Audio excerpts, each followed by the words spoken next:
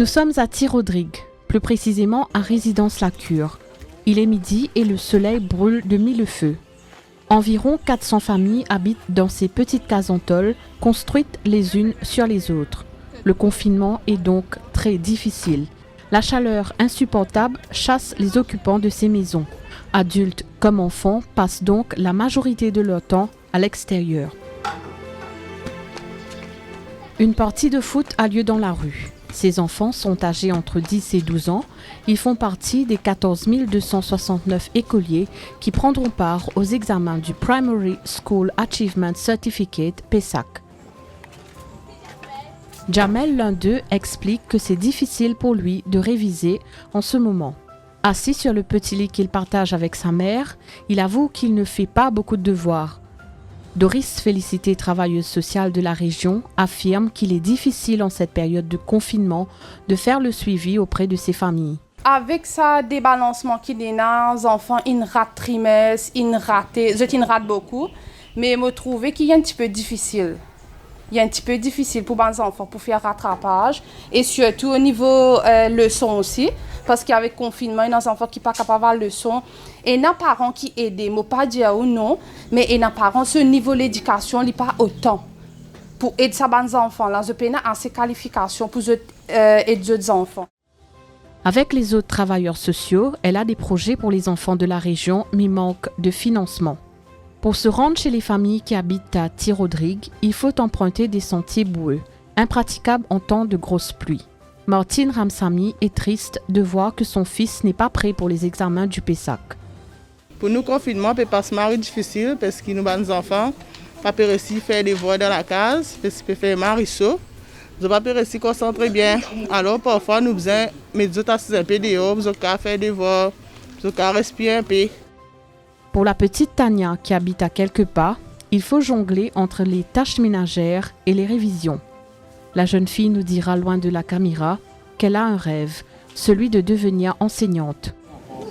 En bordure de route à Résidence La Cure, Myriane, une maman courage, attire notre attention.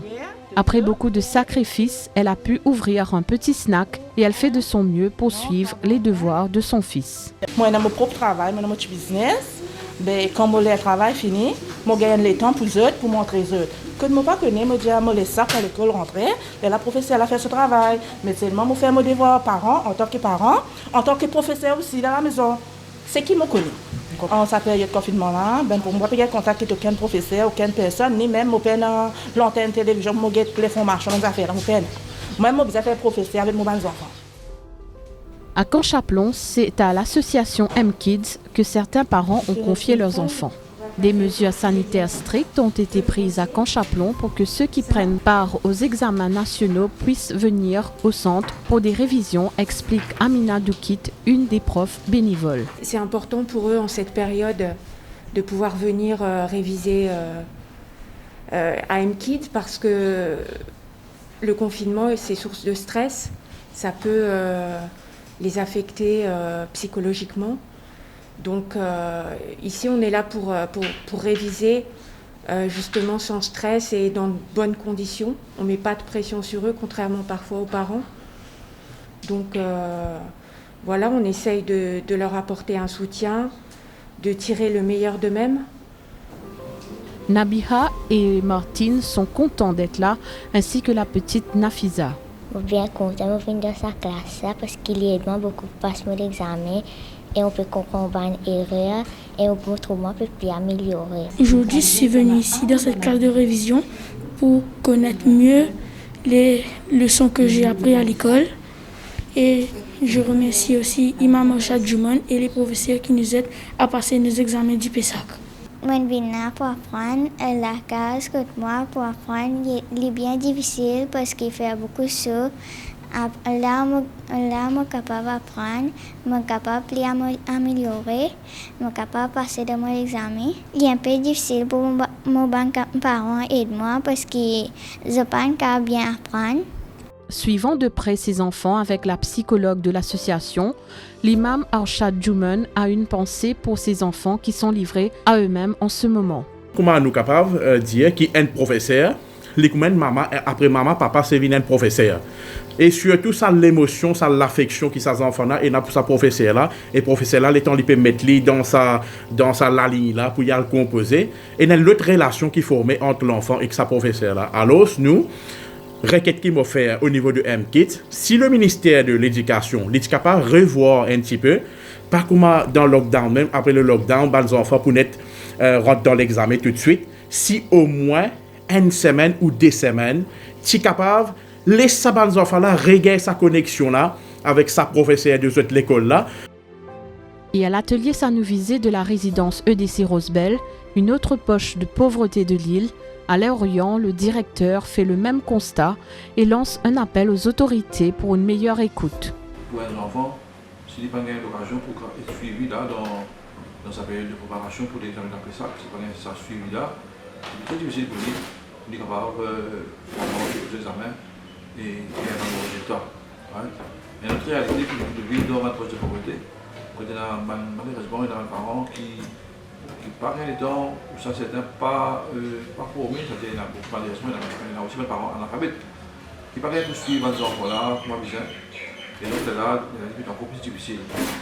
Heureusement que nous, depuis bientôt 12 ans, on a des là, et nous essayons de lire ce que les enfants ont un encadrement qui est nécessaire pour participer à l'examen. Afin de mieux comprendre la situation, nous avons également approché les enseignants.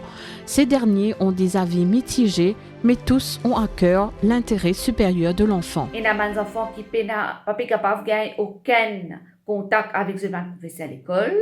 Ces enfants-là, en plus, il y a des parents qui peuvent faire face à des difficultés financières.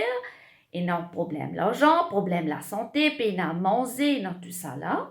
Quand nous prenons tout ça là en considération, cette situation-là est assez stressante pour ces enfants-là et ces familles-là. Maintenant, quand ces enfants-là pour le composer, nous ne pouvons pas encore connaître jusqu'à l'heure dans quelle situation nous pouvons être. Je suis très inquiète pour mes élèves qui prendront part aux examens dans une semaine. Ces enfants qui sont restés à la maison pendant presque un mois auront le double stress d'affronter ces examens en pleine épidémie de Covid sans mon soutien. Là, je pense surtout à ceux qui, faute de moyens, n'ont pu bénéficier du online teaching ou encore ceux dont les parents n'ont pas les connaissances nécessaires pour faire le suivi à la maison. Se retrouver ainsi parachuté dans un examen d'une telle importance est compliqué.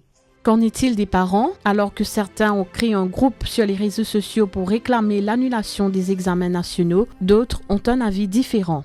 Les conditions dans lesquelles vivent ces enfants retiennent l'attention des professionnels. Lavania Senassi-Pater, nutritionniste, s'inquiète de la performance des enfants qui ne mangent pas à leur faim durant ce confinement. Une alimentation équilibrée est très importante pour les enfants pour qu'ils aient une bonne croissance. Ils ont besoin d'un bon développement des os, développement du cerveau. Ils ont besoin capable de booster le système immunitaire à travers une alimentation équilibrée pour qu'ils soient capables plus résistants à une infection et aussi diminuer le risque d'obésité juvénile. Donc, les enfants ont besoin d'une bonne alimentation au quotidien et aussi pendant la période des examens. Donc, ils ont mangent 3 repas, le petit déjeuner, le déjeuner et le dîner. À part de ça, il est capable de prendre 2 goûters sains, par exemple les fruits, les noix, yaourt, produits laitiers, des crêpes fait maison, poudine de pain et aussi poudine de maïs. Quant à Christiane Valéry, psychothérapeute, elle explique que ce ne sont pas forcément les examens qui désavantagent l'enfant pauvre, car il est bien plus préoccupé par ses besoins du quotidien. Quand les enfants disent « mon pékin père », pas dire « non, pas besoin de père ». Quand les enfants disent « moi stressé », ben non, tu n'es pas stressé, toi, tu es capable. Ça, non-là, les commandants nier les enfants-là.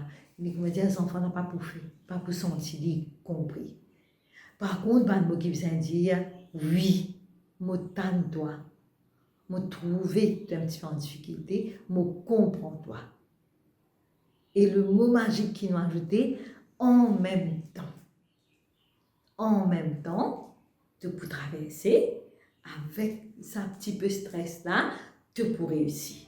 De son côté, depuis le dernier confinement, le bureau de l'Ombudsperson for Children s'est penché sur la question du décrochage scolaire depuis le dernier confinement. Rita Venkatasomi estime que pour ceux qui vivent dans des familles pauvres, le confinement aggrave le décrochage scolaire. Quant à la vice-première ministre et ministre de l'Éducation, Lila Devi Duken, elle a tenu à rassurer les parents lors de son dernier point de presse tenu le 15 mars dernier. Et là, je suis content, demande à mes élèves à prendre l'examen en toute confiance. Il est vrai qu'ils nous passent dans une période de confinement, mais je tenais dans les temps, je fais votre révision et je prends l'examen sans aucun souci. Seulement, les devoirs respecter à la lettre bonne consigne sanitaire. Et je fais un appel aux parents pour assurer que mes enfants, bons candidats qui parlent pour les examens, suivent cette bonne consigne-là comme il se doit. Parce que nous, but, c'est quoi? La sécurité des enfants et assurer qu'ils soient en bonne santé. Pendant ce temps, dans une ruelle à Rosil, une maisonnette qui semble abandonnée accueille Sheila et sa fille. Ils y vivent depuis 3 mois, mais font le va-et-vient chez des proches et des voisins car ils n'ont pas d'électricité. Comme de nombreux parents, elle estime que les autorités n'ont pas pris en compte leur situation avant de fixer la date des examens.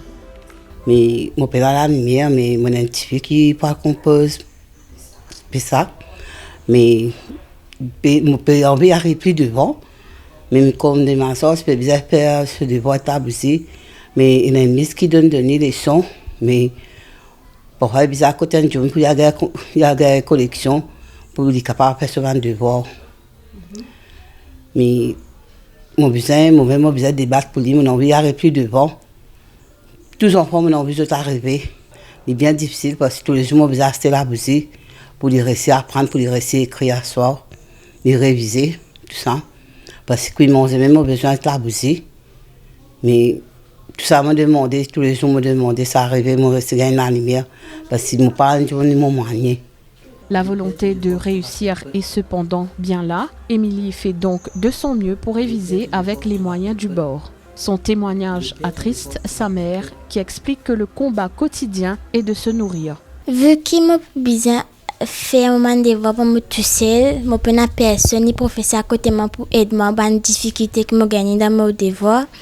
Je besoin d'aller à la voisine pour me capable de connexion avec mon professeur à l'école. Pour montrer moi certains devoirs, pour expliquer moi, faire moi lire. Moi, je préfère à l'école d'abord pour me faire l'examen là, pour me retourner mon professeur. Après, je suis capable de mener certaines choses. Alors que la nuit tombe, cette bougie allumée, cette lumière, représente pour Émilie un espoir, celui de jours meilleurs malgré la misère.